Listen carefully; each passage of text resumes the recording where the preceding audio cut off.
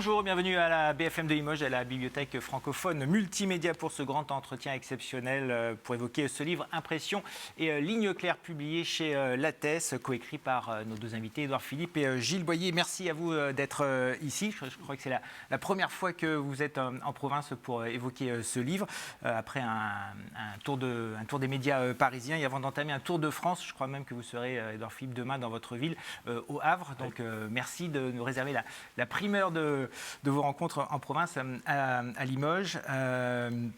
Le timing est parfait puisque depuis ce lundi 3 mai, on peut se déplacer à plus de 10 km de son domicile. Donc on pourrait presque remercier Emmanuel Macron et Jean Castex de nous avoir permis d'être présents ici à Limoges. Édouard Philippe, en quelques mots, je rappelle que vous avez été Premier ministre donc, du 15 mai 2017 au 3 juillet 2020, 1145 jours à Matignon, que vous racontez donc dans ce livre. Il y a eu 22 Premiers ministres sous la Ve République, 7 sont restés plus longtemps que vous à Matignon. C'est Georges Pompidou qui détient le record avec plus de 2000 jours et Bernard Cazeneuve qui lui est resté 5 mois et 4 jours. Bernard Cazeneuve auquel vous avez succédé justement en 2017. Vous évoquez d'ailleurs dans ce livre cette passation de pouvoir. En 2002, vous avez participé à la création de l'UMP aux côtés d'Alain Juppé. Vous serez notamment membre de son cabinet en 2017 quand il sera ministre de l'écologie. En 2016, vous serez son porte-parole lors de la primaire de la droite et du centre. Gilles Boyer, bonjour. Du 1er juillet 2017 au 27 mars 2019, vous avez donc été conseiller spécial d'Édouard Philippe à Matignon. Depuis le 26 mai 2019, vous êtes député européen. Et de 2002 à 2004, notamment, vous avez été directeur de cabinet d'Alain Juppé à la mairie de Bordeaux. Vous serez de 2010 à 2012 son conseiller au ministère de la Défense puis aux Affaires étrangères. Et vous avez été aussi son directeur de campagne en 2016 lors de cette fameuse primaire de la droite et du centre. Et ensemble, vous avez écrit déjà 2 polars. Avant d'évoquer cet ouvrage, de le décortiquer, de savoir pourquoi, comment vous l'avez écrit, je disais, nous sommes dans une bibliothèque. Quels sont vos premiers souvenirs de lecture, de rencontre avec le livre? Est-ce que c'était dans une bibliothèque? Est-ce que ça a été chez vous? Votre première rencontre avec le livre, Édouard Philippe? Moi, j'ai grandi avec des livres. J'ai d'ailleurs, avant d'écrire ce livre avec Gilles, j'en ai écrit un en 2017 sur justement mon lien avec les livres et la place que les hommes qui lisent. Les hommes qui lisent. Publié chez Lattès aussi. Exactement. Et donc, je me souviens très précisément du jour où mon père m'a fait lire une page entière de Dante, du début de la Divine Comédie. J'étais tout petit, j'avais 7 ans, je venais d'apprendre à lire. Et je ne comprenais rien de ce que je lisais. Déjà, pourrait dire Gilles. Mais c'était un moment de grande fierté dans la famille, en tout cas pour mon père, parce que ça voulait dire que j'étais entré en lecture. Et ensuite, j'ai passé des heures et des heures et des heures et des heures à lire et à parler des lectures avec ceux qui m'entouraient. Donc voilà, les bibliothèques, les librairies sont des endroits qui comptent beaucoup pour moi, dans lesquels je passe beaucoup de temps. Et même quand j'étais Premier ministre, par définition, j'avais un peu moins de temps. Mais quand la pression était un peu forte, je m'échappais de Matignon pour aller à une très belle librairie qui se trouve tout près de Matignon, sur le boulevard Raspail. Et en général, j'y allais, je prenais un petit peu de temps, je parcourais les livres, je faisais baisser la pression, je m'imaginais en train de lire un livre qui me passionne très loin, et ça faisait du bien. Gilles Boyer, vos premières émotions de lecture? C'est une question difficile. D'abord, merci de nous accueillir dans cet endroit absolument magnifique. Et on est très admiratif, on se le disait avec Édouard ce matin, des conditions dans lesquelles Lire à Limoges a pu être organisé cette année. Et c'est très précieux de garder ce rendez-vous avec les livres. En ce qui me concerne, moi aussi, j'ai grandi dans une maison où il y avait beaucoup de livres. J'ai dû commencer 25 fois Ivanhoé sans comprendre ce que je lisais, moi aussi. Et donc, c'est comme ça qu'on arrive à trouver l'évasion. Et j'ai en particulier des souvenirs où ma mère m'emmenait à la FNAC, de la Cité, à la FNAC Montparnasse, quand j'étais tout petit. Elle me laissait au rayon BD, où je passais des heures assis dans les rayonnages pendant qu'elle allait chercher ses livres. Et c'est pour moi des merveilleux souvenirs d'enfance, et c'est probablement les premiers souvenirs de lecture. Oui. Paradoxalement, donc, il y a eu lors de la crise sanitaire, il y a un an, les librairies ont dû fermer. Dans votre livre, vous évoquez que c'est avec presque des larmes que vous avez dû fermer les bars, les restaurants et donc les librairies. C'était un moment justement difficile de prendre cette décision de fermer ces lieux, alors qu'Emmanuel Macron avait dit lors de son discours « lisez pendant le confinement ». La décision qui a été prise mi-mars de fermer les cafés, les restaurants, les commerces, alors elle a été prise progressivement. On a d'abord fermé les cafés, les restaurants, ensuite les commerces, dont les librairies d'ailleurs. Évidemment, ça a été une décision très rude parce que Parce que la France, c'est beaucoup de choses, la France. C'est complexe, mais c'est très fortement ancré dans ce que nous sommes et dans ce que nous aimons, une façon de vivre qui n'est pas finalement si courante. Il y a des pays dans lesquels c'est assez proche, mais l'art de la terrasse de café, du restaurant, parce que la nourriture a une place absolument essentielle en France, sont des lieux importants, des librairies. Typiquement, vous savez, quand vous vous promenez à l'étranger, il n'y a pas beaucoup de pays où il y a des réseaux de librairies aussi denses et aussi extraordinaires que ce que nous avons en France. Vraiment. Il y a des grandes villes dans le monde où vous ne trouvez pas de librairie, ou très peu. Ça a l'air, quand on dit ça en France, les gens vous regardent en vous disant c'est pas possible. Et c'est la vérité. Et je parle à New York, maintenant, c'est dur de trouver des librairies. Vous allez à Hong Kong, bon courage pour trouver la librairie. Il y en a, mais il y en a. Bon. Et donc, fermer, ça voulait dire porter un coup à l'esprit du pays, à ce que nous sommes, au fond, dont je savais que ça avait un impact absolument considérable. Mais lors du premier confinement, je le dis parce qu'on l'a peut-être un peu oublié, lors du premier confinement, ce sont les libraires eux-mêmes qui nous ont demandé de faire partie des commerces qui étaient fermés, parce que les incertitudes sur la façon dont se transmettait le virus étaient telles qu'ils pensaient qu'ils n'arriveraient pas à ouvrir dans des conditions qui préservent la sécurité de leurs clients, de leur public. Et c'était une décision, à mon avis, à l'époque très responsable, comme l'est aujourd'hui la décision d'ouvrir, parce que justement, c'est mieux s'en protéger. Alors, je le disais, vous avez écrit ce livre à deux. C'est une première pour moi. Ça fait 20 ans que je modère des rencontres avec les auteurs. C'est la première fois que j'ai les deux personnes qui ont écrit ensemble un livre. Comment ça s'est passé? Il y a eu une répartition des chapitres. Comment vous avez travaillé ensemble?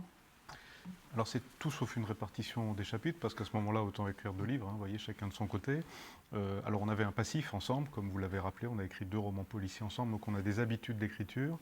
Et cette fois-ci, on se disait, d'abord à la sortie de Matignon, on avait tous les deux envie d'écrire, et il s'est trouvé qu'on avait envie d'écrire à peu près la même chose au même moment, pour raconter, c'est vrai, avec la première personne du pluriel, ce qui est sans doute un peu original, c'est nous, alors qu'évidemment c'est Édouard qui était aux premières loges et moi à ses côtés, dans son ombre. Raconter cette expérience qui est quand même étonnante en soi, parce que Matignon c'est toujours une expérience très riche pour tous ceux qui l'ont vécu, et étonnante en particulier parce qu'il se trouve qu'au cours des 3 années qui se sont écoulées, nous avons vécu des événements, pas tous très joyeux pour dire la vérité, certains tragiques, et qui sont probablement sans équivalent dans l'histoire politique moderne, donc ça nous semblait intéressant de le raconter. Mais comment on écrit ensemble? Alors, on a chacun écrit de son côté, on s'envoie le texte. Gilles et moi, on a écrit, c'est le 3e livre qu'on écrit ensemble. On en a écrit chacun de notre côté. Gilles a écrit plusieurs livres de son côté, moi j'en ai écrit un de mon côté. Donc on sait écrire, je ne dis pas qu'on écrit bien, mais on sait écrire seul et on sait écrire ensemble. Je ne crois pas que je serais capable d'écrire un livre avec quelqu'un d'autre que Gilles. Parce que c'est pas totalement simple et intuitif d'écrire à 2, c'est vrai. Mais disons qu'on a notre processus à nous. Alors il est probablement un peu bizarre. Il n'est pas du tout super cadré, c'est-à-dire qu'on ne se dit pas avant, voilà ce qu'on va raconter, toi tu vas t'occuper de ça, moi je vais m'occuper de ça, et puis c'est pas du tout ça. C'est plutôt une conversation permanente entre nous, on s'appelle plusieurs fois par jour, et on réfléchit ensemble, au fond, au sens qu'a eu tel ou tel événement, et puis ensuite il y en a un de nous deux qui l'écrit, et parfois c'est nous deux chacun de notre côté. Et une fois que quelqu'un écrit quelque chose, le pacte tacite, d'ailleurs pas seulement tacite, explicite entre nous, c'est que l'autre peut tout corriger. Il faut accepter l'idée, si vous écrivez à 2, que l'autre peut tout corriger. Et s'il a corrigé, c'est parce qu'il considère que ce n'est pas au niveau commun qu'on peut attendre. Et ensuite, si on veut enrichir ce qui a été corrigé, alors on rediscute, on reprend. Ça donne un processus qui est assez, non pas chaotique, mais et puis alors, en plus il y a des jours où par exemple l'un de nous deux est plus en forme que l'autre, donc Gilles écrit 10 pages de son côté et moi je ne suis pas capable d'en sortir une, et inversement. Donc on avance à notre rythme. Vous n'avez pas pris de notes en fait pendant l'idée de la genèse du livre, elle est venue après en fait. C'est pas pendant votre séjour à Matignon, vous avez dit tiens chaque jour je prends des notes. Moi, je me suis interdit de prendre des notes pendant Matignon. Je me suis interdit, c'est pas comme si j'avais envie de le faire. De toute façon, je n'avais pas beaucoup de temps de le faire et j'avais pas très envie de le faire parce que je pense qu'il y a quelque chose qui est très agréable aussi dans l'idée de se dire qu'une fois qu'on sera après, on essaiera de réfléchir à ce qu'on a vécu. Ça, je crois que c'est assez sain. Et peut-être il y a des choses qu'on oublie. Et c'est pas très grave. Si on les oublie, c'est probablement qu'elles étaient d'une certaine façon oubliables. À la fin de ma scolarité, je fonctionnais comme ça pendant les cours. Quand j'ai commencé mes études, je prenais tout en notes, vous savez, comme parfois on fait. Et plus j'avançais dans mes études, moins je prenais de notes, en me disant, au fond, si je m'en souviens, c'est que ça doit être important. Et si je m'en souviens pas, c'est que ça doit être finalement pas si important. Donc, on a fait un peu, enfin en tout cas moi j'ai fait un peu la même chose à Matignon. J'ai pas pris de notes, mais j'ai une assez bonne mémoire et je me souviens de beaucoup de choses. Avant de parler vraiment du contenu du livre, un mot sur la photo. Vous êtes au premier plan, vous êtes au second plan, dans l'ombre, toujours cette image du conseiller. C'est volontaire cette photo, que vous êtes plutôt en retrait? Oui, j'étais très heureux de trouver cette photo. Je crois même que c'est moi qui ai proposé que parmi cette série, on en fasse la couverture de notre livre parce que d'abord, elle est prise dans l'action, c'est pas une photo posée, c'est toujours un peu plus naturel. Et ensuite, je trouve qu'elle incarne exactement ce que nous étions, avec Édouard au premier plan, de par sa fonction, et moi parfois derrière lui, en l'occurrence en train de l'écouter. Oui. Écoutez ce qu'il disait. Et donc, on a trouvé que cette photo était assez illustrative de ce que nous avons vécu. Ouais. Alors toujours sur cette photo, pour ceux qui l'achèteront, ils sont déjà nombreux. Il faudra une loupe pour lire l'inscription qu'il y a sur votre bouton de manchette. Hein, je la lis. May the force be with you, que la force soit avec toi. C'est une réplique célèbre de Star Wars. C'est dommage, on est le 5 mai. Ouais. Si on avait fait l'interview hier, on aurait pu dire que c'était la date était bien choisie. Mais vous portez souvent des boutons de manchette en fonction des circonstances. Je ne sais pas si aujourd'hui vous en avez en porcelaine. Je sais pas ce que... Non, aujourd'hui c'est des gants de boxe, mais n'y voyez pas de présage. On n'est pas sur un ring. Non, pas du tout. Mais oui, May the Force be with you. C'est un clin d'œil? C'était volontaire le choix de cette photo? C'était peut-être le fait que ce matin, je m'étais dit, allez, on remonte à l'assaut et il faut être inspiré. Mais voilà, c'était un hasard. Je me souviens plus dans quel état d'esprit j'étais ce jour-là. Vu la tête que j'ai sur la photo, ça ne devait pas être facile. Comme souvent, même à Matignon. Alors après la couverture, on va s'intéresser à ces quelques 400 pages. Pourquoi avoir décidé de raconter un peu ce qui se passait à Matignon? À quel moment vous avez dit, tiens, allez, on va écrire la... À quel moment on a décidé on n'en a pas parlé avant, enfin on n'en a pas parlé pendant, je veux dire. Donc on a dû commencer à se poser la question juste après, oui, en se demandant ce qu'on allait faire. Voilà. En revanche, je sais pourquoi est-ce qu'on l'a décidé aussi. Parce que, en fait, je pense que ça a beaucoup de sens d'essayer, une fois qu'on a vécu quelque chose, qui est en l'occurrence assez intense, de se poser et d'essayer de regarder ce qu'on en retient et ce qu'on apprend. Ça, c'est la première chose. Et la deuxième chose, c'est qu'il y a beaucoup de gens qui se demandent, sans doute, pourquoi et comment est-ce que des décisions se prennent. Parfois, sur un ton, ils vous disent « Qu'est-ce qui vous est passé dans la tête quand vous avez pris cette décision-là » Ou parfois, voulant simplement essayer de comprendre pourquoi et comment une décision est prise. Et en fait, c'est une très bonne question. Et ce n'est pas toujours simple d'y répondre, parce que, en général, quand on vous dit « mais pourquoi est-ce que vous avez pris cette décision ?», vous avez 20 secondes, 30 secondes, parfois 2 minutes pour répondre. Mais vous avez du mal à expliquer la somme des contraintes qui s'imposent à vous au moment où vous prenez une décision. C'est pour ça que dans le livre, on a essayé de prendre quelques exemples de décisions assez compliquées à prendre, qu'on a traitées un peu plus dans le détail. Et le premier des chapitres où on raconte ça, c'est le chapitre sur Notre-Dame-des-Landes. Notre-Dame-des-Landes. Quand on est arrivé aux manettes, si j'ose dire, on le savait dès avant l'élection présidentielle, qu'il y avait un dossier sur la table, qui était un dossier très compliqué, où on ne pouvait pas bien s'en sortir en vérité, et qu'il allait falloir enfin trancher, parce que ça faisait 40 ans qu'il traînait, et ça faisait 40 ans que tout le monde s'était bien occupé de faire en sorte qu'il avance pas suffisamment pour pouvoir sortir. Et donc, on a essayé de raconter ça, la somme de difficultés, les différents points de vue, pour que ceux qui nous lisent se disent « Ah oui, D'accord. Le sujet se pose comme ça du point de vue du Premier ministre et de la sphère publique qui doit prendre la décision. Parce que c'est pas un journal de bord, c'est pas une chronique, c'est pas un récit, c'est un essai sur l'art de gouverner, la pratique du pouvoir. C'est ça que vous voulez essayer de faire comprendre? Oui, je trouve ça peut-être un peu présomptueux. Tout simplement, on a renoncé à l'exhaustivité du récit de ces 3 ans, parce que l'exhaustivité, c'est quand même encore une autre ambition. Et on a préféré, comme le dit Édouard, prendre des exemples. Dans certaines situations, inviter le lecteur à accompagner la manière dont nous avons réfléchi, les éléments dont nous disposions, et peut-être se demander lui comment il aurait fait, ce qu'il aurait décidé, ce que vient de rappeler Édouard, notamment sur Notre-Dame-des-Landes, mais aussi sur d'autres sujets. Essayer d'illustrer par des exemples vécus le fonctionnement de nos institutions aussi, qui sont parfois présentés sous un jour qui finit par nous sembler un petit peu fallacieux, en tout cas avec la pratique. Moi-même, je suis ressorti de Matignon avec un regard sur la manière dont nos institutions fonctionnent différent de celui que j'avais avant de les pratiquer, parce que c'est quand même très différent. Et donc on a essayé de prendre plutôt des exemples, et on dit souvent que finalement à la fin, c'est une forme d'essai, mais qui est en forme de récit, c'est-à-dire qu'il y a beaucoup d'événements qui sont racontés, mais à la fin, comme le dit Édouard, on essaie d'en tirer les conclusions que ça peut nous inspirer, la manière d'améliorer les choses probablement dans certains cas. Alors, on se rend compte justement en lisant que Matignon, c'est pas une partie de plaisir. Hein. Il faut je ne suis pas sûr qu'il y ait beaucoup de gens qui pensent. Il faut endurer pour durer. On en sort décomposé, écrivez-vous. On peut en sortir décomposé. C'est sensationnel mais usant. Rien qu'en apprenant donc, que vous allez être nommé Premier ministre, vous le racontez, vous avez peur, vous avez une angoisse, même Gilles Boyer a peur pour vous. Oui, bien sûr, oui, bien sûr. Mais ça, je vois bien que ça surprend beaucoup les lecteurs qu'on ait choisi de raconter cette peur qui est quasiment une peur physique, hein, qui vous saisit juste avant de rentrer en fonction.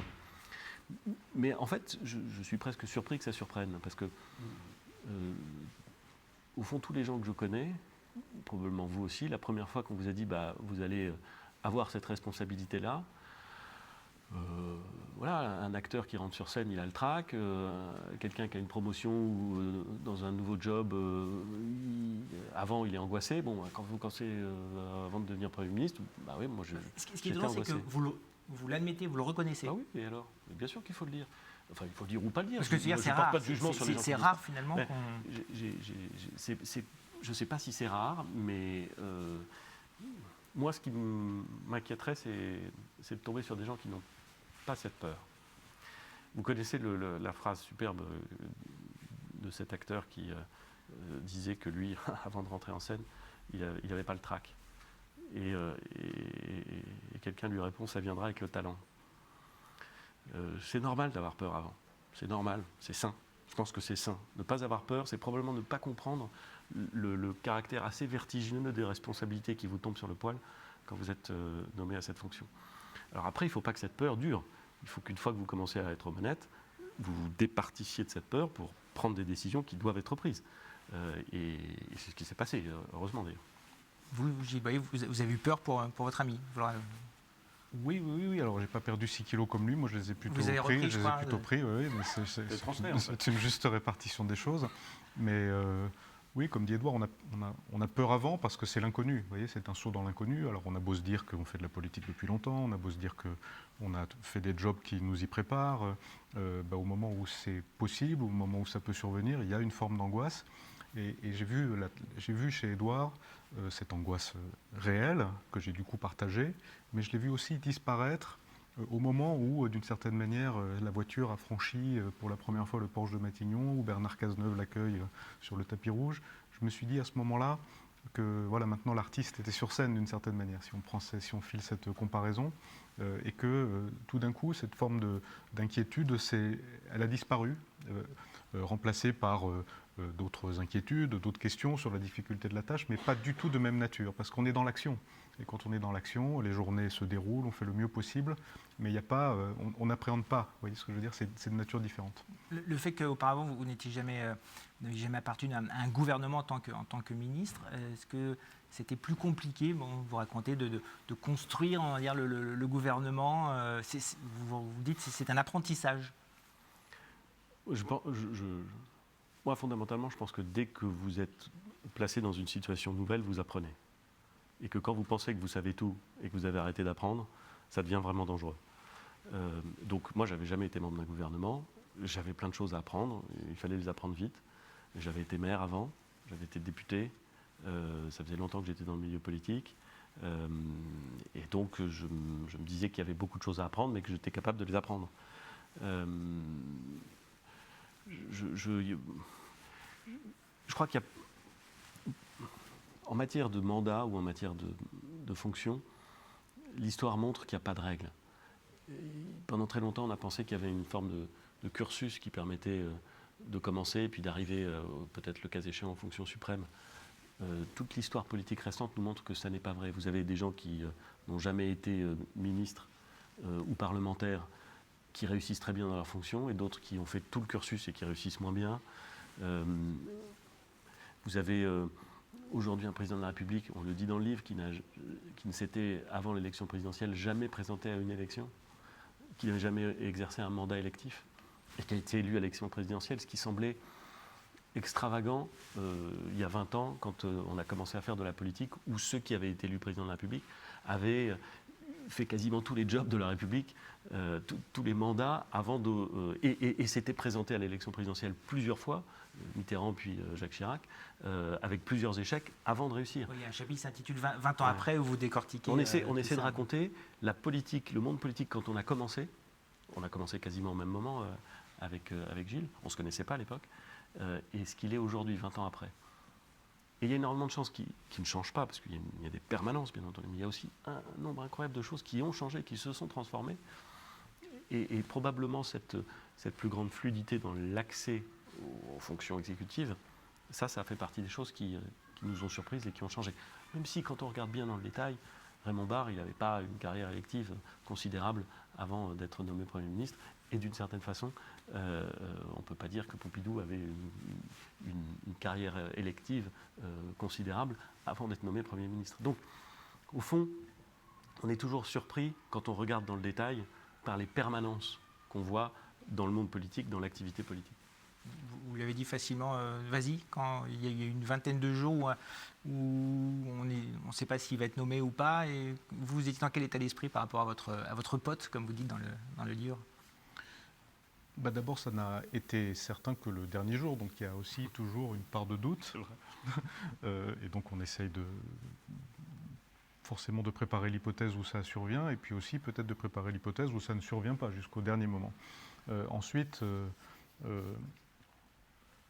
je ne connais personne qui ait refusé d'être nommé Premier ministre. On a beau dire que c'est difficile. Certains ont dit que c'était un enfer, c'est pas du tout quelque chose que nous partageons. Mais je ne connais personne qui ait refusé cette nomination. Et a fortiori, lorsque celui qui vous le propose a fait une campagne qui reprenait de nombreuses idées et de nombreux projets que nous avons nous-mêmes longtemps défendus aux côtés d'Alain Juppé et nous-mêmes dans des fonctions différentes. Et donc, il y avait dans le programme du président, tel qu'il l'avait présenté, sur lequel il a été élu, beaucoup de points, beaucoup de réformes qui nous semblaient particulièrement opportunes. Et donc, à partir du moment où il y avait un accord sur la politique qui allait être menée, et c'était celle-là qui allait être conduite, il n'y avait pas objectivement beaucoup de raisons de ne pas s'engager dans l'aventure. Ça comporte une part de risque, évidemment, parce que c'était d'une certaine manière accompagner le dépassement politique, les ruptures des camps politiques gauche-droite traditionnels. Il y a une part de risque, comme dans tout ce qu'on fait d'ailleurs, parce que toutes les décisions qu'on prend comportent une part de risque, mais c'était aussi une formidable aventure. Oui. Donc vous évoquez beaucoup de grandes décisions qu'il a fallu prendre, de conflits auxquels vous avez été confrontés, notamment il y a celui sur les gilets jaunes, il y a un chapitre intitulé les raisins de la colère. Vous expliquez, on a peut-être tendance à l'oublier, que c'est parti d'une simple vidéo de Jacqueline, une gilet jaune. Comment vous avez vécu cette période? Effectivement, vous l'expliquez, que ça n'a pas été simple parce que c'était un peu un mouvement un peu inconnu, il n'y avait pas de leader, on n'est peut-être pas habitué à affronter, quand on est politique, un tel mouvement. On dit tout ce que vous dites, c'est-à-dire que c'était très difficile à saisir, à canaliser, bien sûr. Et en même temps, on a choisi d'écrire le chapitre sur les Gilets jaunes en le mettant en parallèle avec un épisode de l'histoire de France qui est un peu oublié, qui s'appelle la Grande Jacquerie.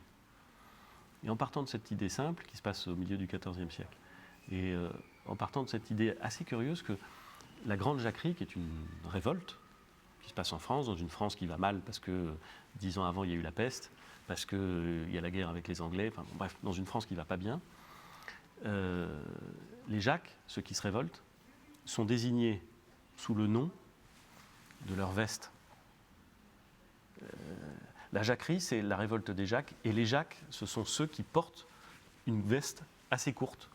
C'est-à-dire qu'en 1358, on désigne la révolte du nom du gilet, de ce qu'on porte.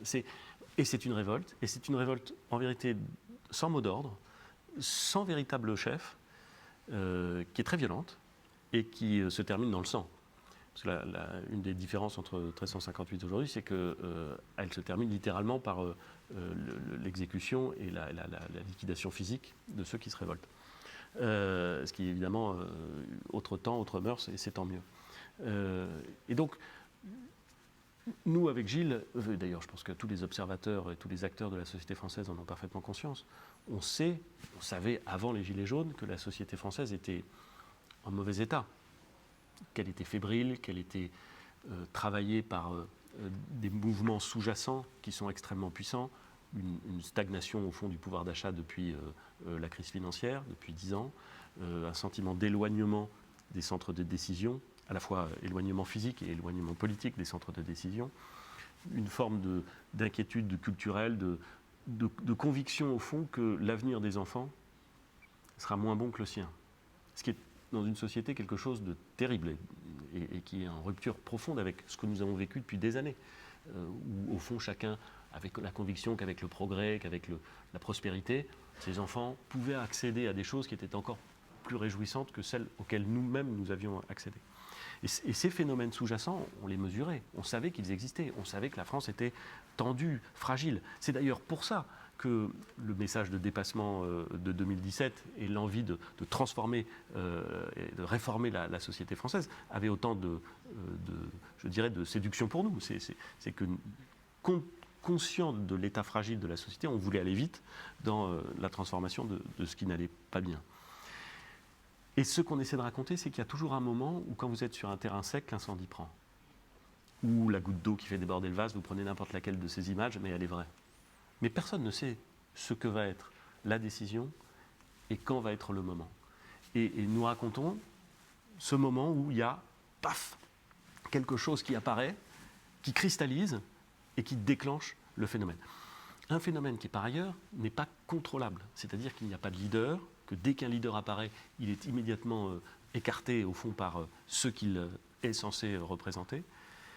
Et qu'on a donc cette espèce d'installation dans un cycle qui rapidement devient violent, mais qui n'est pas violent au départ, mais qui rapidement devient violent, et que c'est assez compliqué de le traiter.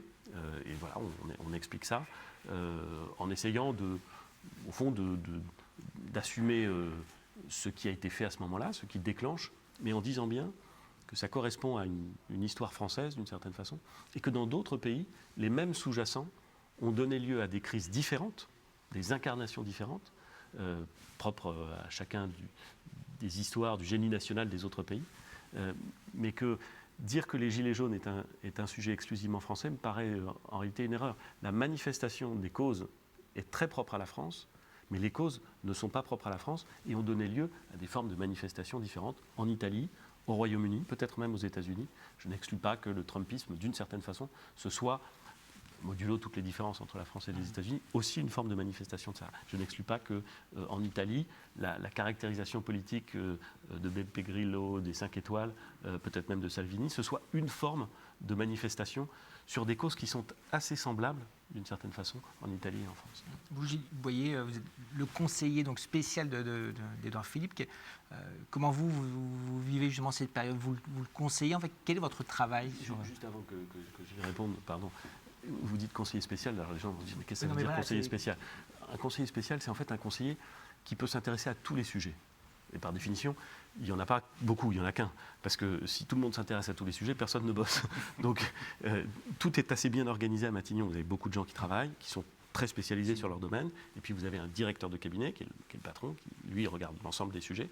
Et puis vous avez à côté un conseiller conseiller auprès du ministre, conseiller spécial, qui lui peut justement intervenir sur tous les sujets pour donner son avis, les remettre dans une perspective plus politique. Voilà. Donc conseiller spécial, ça ne veut pas dire que c'est pas agent spécial, vous voyez, c'est plutôt c'est justement regard libre. Vous l'expliquez aussi, votre rôle, enfin, dans ces périodes-là, comment vous intervenez auprès de... C'était une période évidemment très particulière. Quand on passe du temps à Matignon, on s'attend à être confronté à un moment ou à un autre à un conflit social sur un sujet ou sur un autre. Et d'ailleurs, il y en a eu.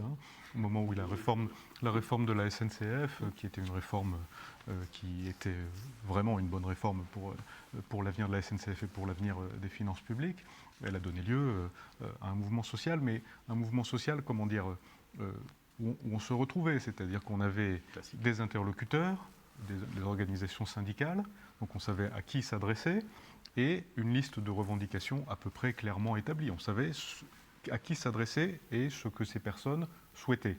Et donc on pouvait entamer la discussion, c'est d'ailleurs ce qui a été fait, pour permettre de trouver une sortie à la crise. Et là, comme l'a dit Édouard, on n'avait non seulement pas de représentants, et même, je dirais même que les représentants qui étaient tentés de se désigner ou d'être désignés étaient menacés par les autres, parce que c'était, à leurs yeux, criminel, ne serait-ce que de dialoguer avec le gouvernement.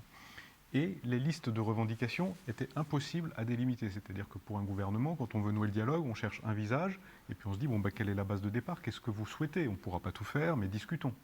Et là, il y avait les listes de revendications, ou plutôt, elles s'allongeaient chaque jour. Vous voyez ce que je veux dire? Au début, évidemment, c'était la taxe carbone, c'était le prix de l'essence, et puis après, c'était diminuer les salaires des élus, c'était doubler le SMIC, et il n'y avait pas de fin. Et donc c'est très difficile quand on est à la tête du gouvernement à ce moment-là, quand on est à la tête de l'État, de savoir par quel bout prendre lorsque vous avez personne qui veut discuter avec vous et que vous ne savez pas, au fond, définir quel est l'objet profond et intime du mouvement. On sentait bien que le ressort intime, c'était une forme de désespoir de la France qui travaille et qui n'arrive pas à joindre les deux bouts, à travers une focalisation, à travers le symbole de la voiture, qui, pour beaucoup, est une dépense contrainte et extrêmement coûteuse par rapport au budget dont chacun dispose.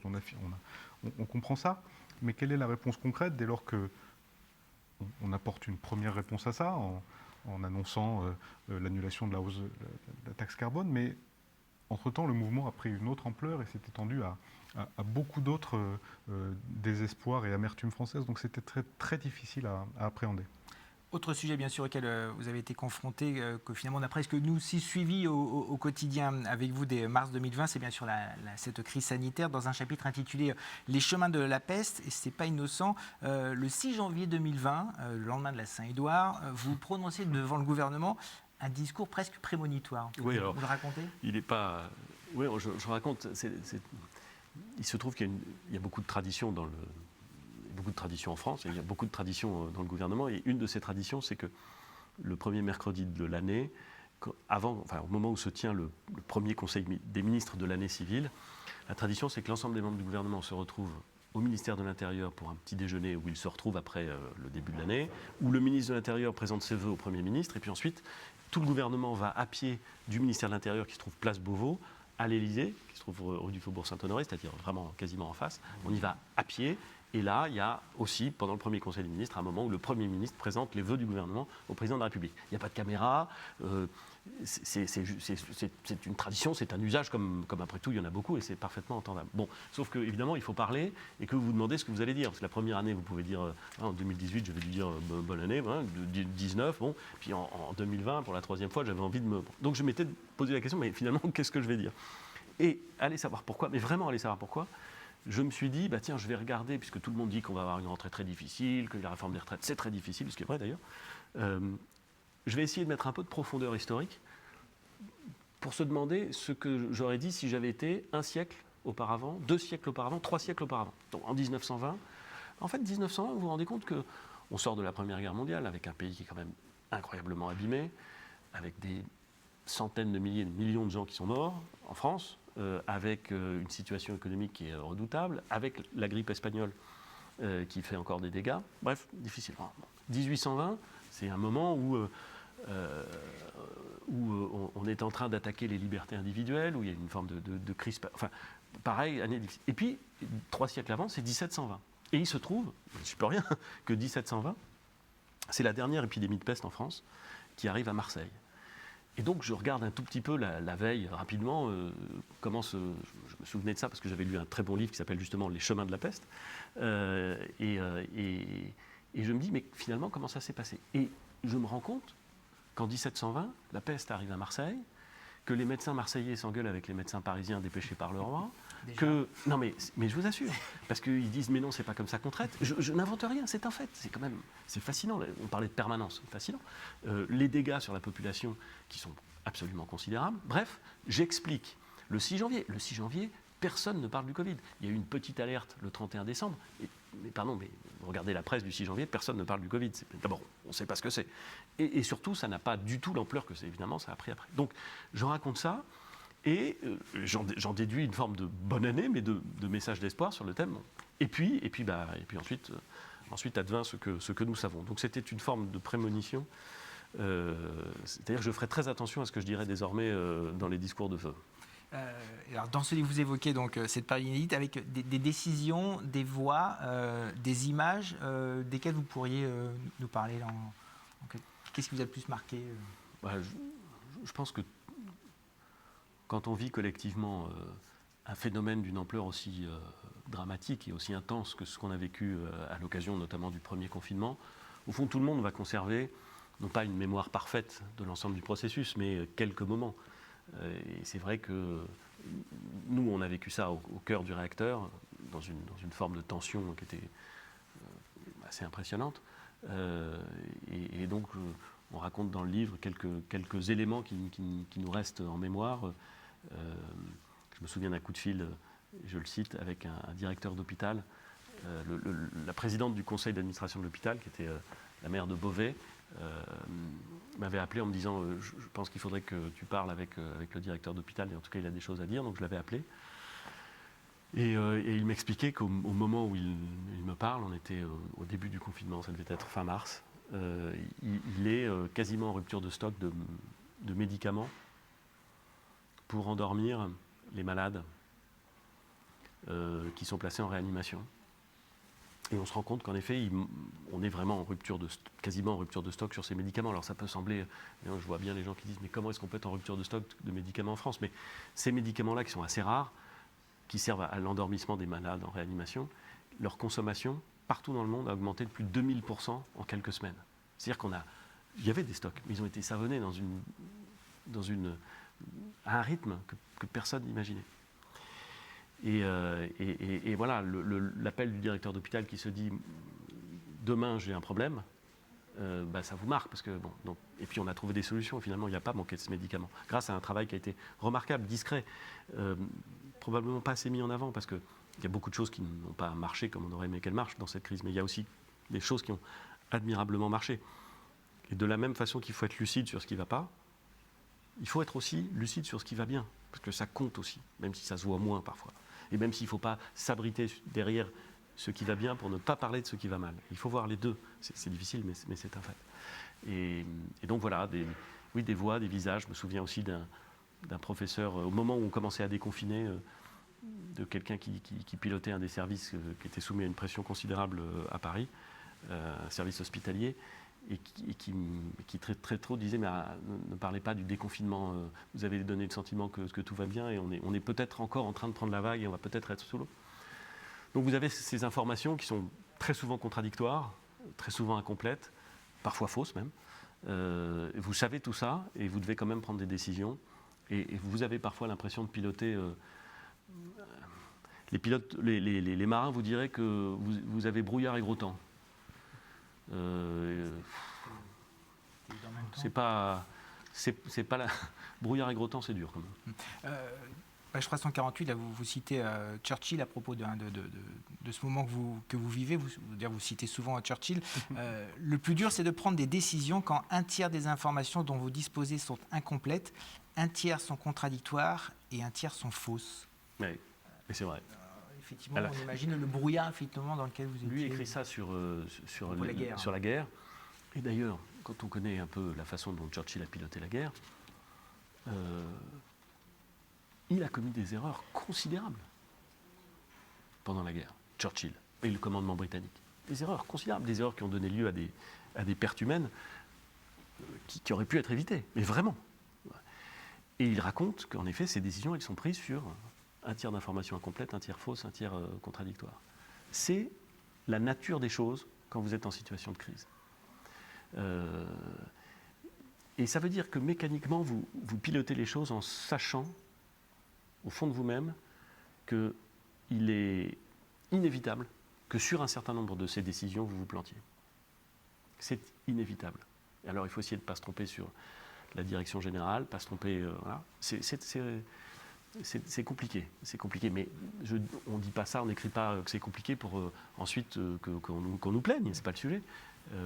On écrit que c'est compliqué parce que ça l'est et parce que c'est intéressant, me semble-t-il, que ceux qui ont envie de saisir cette complexité, de l'imaginer, de la comprendre, puissent le faire. D'ailleurs, si on se rappelle tous des conversations qu'on a pu avoir, chacun avait son avis sur la question, mais au fond, chacun se disait aussi, combien de fois je l'ai entendu, on n'aimerait quand même pas être à leur place, parce que ça ne doit pas être non plus facile. Je l'ai beaucoup entendu. Et donc les gens étaient quand même réalistes, je pense, oui, de la situation. Mais bien sûr, même quand ils étaient très critiques, et d'ailleurs parfois ils avaient des bonnes raisons d'être très critiques, même quand ils avaient la trouille, ils avaient peur, et c'est parfaitement légitime aussi, même quand ils étaient très inquiets sur l'avenir de leur commerce, de leur activité. On a beaucoup entendu, c'est pas facile. Et moi j'ai vu beaucoup de gens qui n'approuvaient pas du tout la totalité des décisions qui étaient prises, et c'est normal.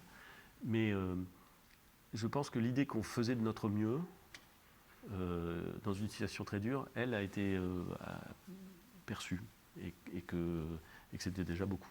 D'ailleurs, vous l'écrivez, hein, ironiquement en 2020, vous parlez de l'humilité qu'on a pu avoir. Hein, ironiquement, en 2020, lors de la crise sanitaire, admettre le doute ou l'ignorance redeviendra un pari gagnant.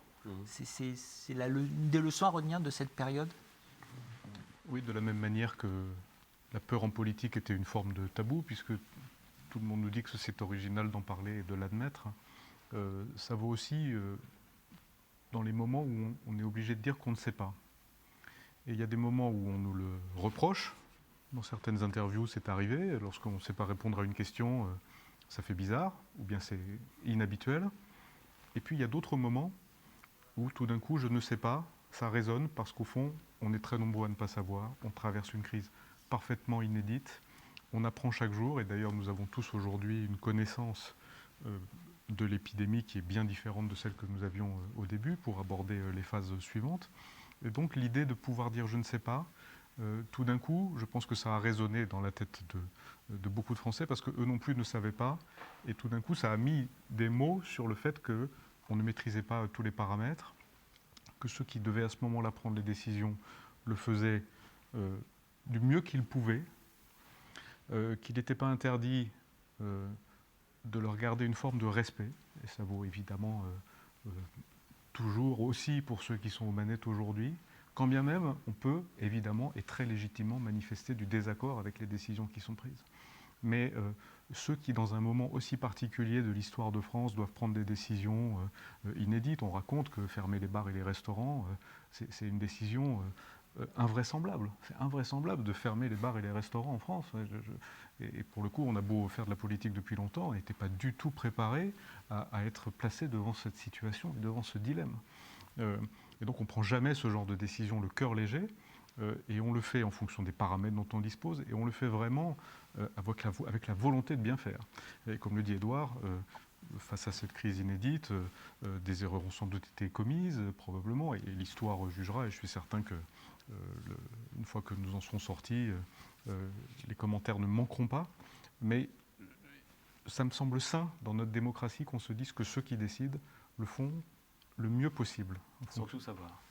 Et à un moment, on écrit dans le livre que dire je ne sais pas, c'est effectivement pas classique en politique, parce que la politique est peuplée, le monde politique est peuplé de gens qui sont soit des premiers de la classe, qui donc en général ont l'impression qu'ils savent, soit des gens qui ont un ego très développé et qui donc pensent qu'ils savent, soit des gens qui ont beaucoup d'expérience et qui, comme ils ont beaucoup d'expérience, pensent qu'ils ont tout appris, que donc ils savent. Et c'est vrai qu'au fond, il y a beaucoup de gens qui savent plein de choses. Alors, quand on commente, c'est plus facile de savoir que quand on décide.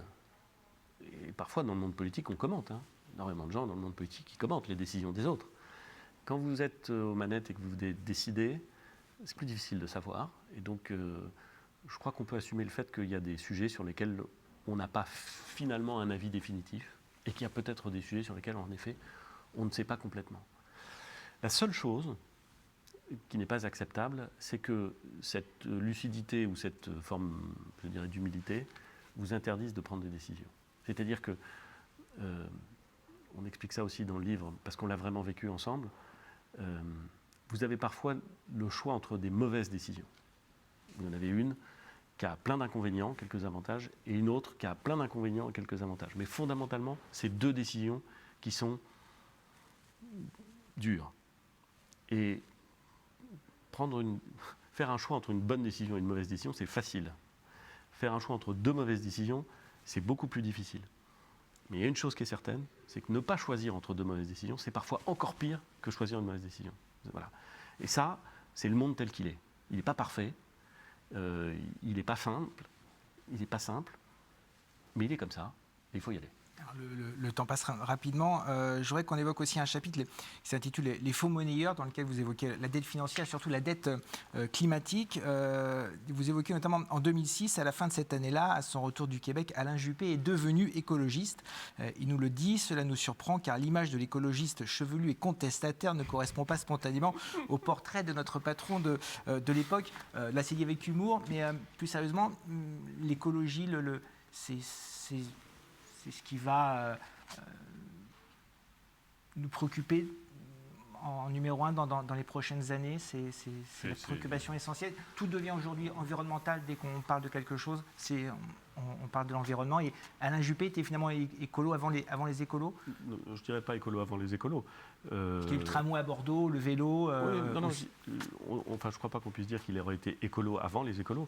Il est peut-être devenu écolo avant une bonne partie de son camp politique, ça c'est possible, pas le seul, parce qu'il y a toujours eu des gens qui avaient cette préoccupation inscrite dans leur pensée, y compris à droite et au centre. Mais c'est vrai qu'à son retour du Québec, il a, de ce point de vue-là, il avait beaucoup changé.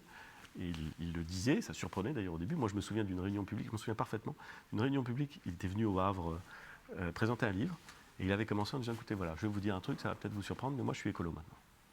Bon, je vous garantis que, ouais, ça surprenait, ouais. mais parce qu'il le pensait sincèrement. Alors, nous, je ne dirais pas qu'on est écolo, parce que d'abord, si je le disais, ça ferait hurler les écolos, ce qui m'est assez indifférent, mais ça les ferait vraiment hurler. Puis ce ne serait pas complètement exact non plus. Mais en revanche, on a essayé d'expliquer qu'on pense que dans la dette, non pas climatique, mais écologique, il y a des sujets qui sont des sujets de véritable angoisse et des sujets qui vont structurer l'action publique pendant maintenant des années et qui doivent la structurer. On parle du climat, on parle du nucléaire. On parle aussi d'un sujet qui nous tient à cœur et qui est au moins aussi important, qui est l'étalement urbain et la préservation à la fois des terres agricoles et de la biodiversité, qui est souvent moins mis en avant que le sujet climatique, et dont je n'exclus pas qu'il soit au moins aussi important. Et on essaie de dire qu'il y a là un défi collectif, difficile, mais collectif, qu'on doit essayer de résoudre. Mais l'écologie, cette protection de l'environnement va devenir de plus en plus prégnante dans les discussions. Oui, je pense. D'abord, dans le livre, on essaie de mettre en rapport les deux dettes. Et les deux dettes que nous sommes en train de léguer à nos enfants, ce qui, en tant que père de famille, nous préoccupe, et en tant que citoyen aussi. La dette écologique, d'une part, et la dette financière, d'autre part, parce que pour nous, ces deux dettes sont issues des mêmes ressorts psychologiques de l'esprit humain, de notre préférence pour le bénéfice du présent au détriment de l'investissement vers le futur, notre addiction à la fois aux énergies carbonées et à l'argent public, qui est quand même une caractéristique française qu'on peut difficilement contester. Et ces deux addictions, elles ont des conséquences sur la durée, dont probablement nos enfants paieront un jour le prix si nous n'y remédions pas aujourd'hui. Après, il y a plusieurs manières d'aborder ces deux sujets, et on a essayé de le faire de manière la plus pragmatique possible, et forcément, aux yeux des plus passionnés ou des plus idéalistes, ça n'est jamais suffisant. Mais ça nous semble, face à des sujets d'une telle complexité, plus utile, plus opérationnel, d'avoir des petits pas qui sont concrets, plutôt que des grands pas qui ne le sont pas. On arrive presque à la fin de cet entretien. rapidement, vers la fin, vous évoquez plusieurs anecdotes intitulées Impression soleil couchant, sur des personnalités comme Nicolas Sarkozy, Patrick Devedjian, Angela Merkel. Et vous évoquez aussi Claude Chirac, qui est très apprécié ici en Limousin, qui a annoncé hier sa candidature aux prochaines départementales en Corrèze. Qu'est-ce qui vous plaît chez elle dans ce personnage, alors qui vous donne un conseil que vous ne révélez pas, je ne vous le demanderai pas, mais est-ce que ce conseil pourrait vous resservir un jour? Est-ce qu'il pourrait lui servir aussi à elle durant sa campagne? On raconte ces 15 lignes dans le livre, mais c'est un moment. À la fin du livre, on a une petite quarantaine de capsules. On raconte quelque chose, un portrait, un lieu, un moment qui nous ont touchés ou qui nous ont marqués. C'est pas de la théorie, c'est vraiment de l'impression. Moi, j'avais demandé à Claude Chirac, que je connaissais pas, enfin je connaissais parce que évidemment tout le monde sait qu'elle est la fille du président Chirac, tout le monde sait qu'elle a travaillé avec lui, mais je la connaissais pas personnellement au sens où on n'avait jamais discuté plus que bonjour, au revoir. Et je lui avais demandé, par l'intermédiaire d'un ami commun, je lui avais proposé de venir déjeuner à Matignon parce que je voulais l'entendre à la fois me parler de son père, qui a été 2 fois Premier ministre, ce qui est un cas unique dans l'histoire constitutionnelle française depuis 1958, de son père, de la façon dont il avait vécu Matignon, et peut-être aussi qu'elle me dise, parce qu'elle a un œil politique extraordinaire. Elle a accompagné Jacques Chirac pendant des années. Elle a été au milieu du pouvoir politique pendant des années. Elle a un regard très lucide, très mûr sur ce qu'est le système institutionnel et politique français. Et j'avais envie de l'entendre là-dessus. Et on a passé un déjeuner très agréable, très, très instructif pour moi. Et comme il arrive parfois, vous savez, dans les rencontres avec des gens qui ne se connaissent pas très bien, mais qui se parlent vraiment et qui s'écoutent, il y a parfois des moments, je ne sais pas si c'est des moments de grâce, mais des moments qui comptent. Parce qu'une remarque, un conseil formulé au bon moment vous fait résonner quelque chose. Et c'est ça qui s'est passé avec Claude Chirac ce jour-là. Et je voulais l'écrire parce que je lui suis assez reconnaissant de m'avoir donné ce conseil, mais on passera sur la nature du conseil, et ça n'est pas l'objet de l'entretien. Mais je peux vous dire que je suis très heureux qu'elle se présente en Corrèze, parce que la démocratie, à la fin, c'est des gens bien, si possible, qui se présentent au suffrage, qui se font élire ou pas, quand ils se font élire, qui font du mieux qu'ils peuvent. Et Claude Chirac, c'est quelqu'un de bien. Merci beaucoup, Édouard Philippe, merci Gilles Boyer. Donc je rappelle le titre de votre livre, Impression et ligne claire chez Lattès. Et puis j'en profite aussi pour présenter votre roman-ci, Le Maître d'hôtel de Matignon. C'est un complément à ce livre publié lui aussi chez Lattès. Merci beaucoup d'être passé en Limousin. Merci.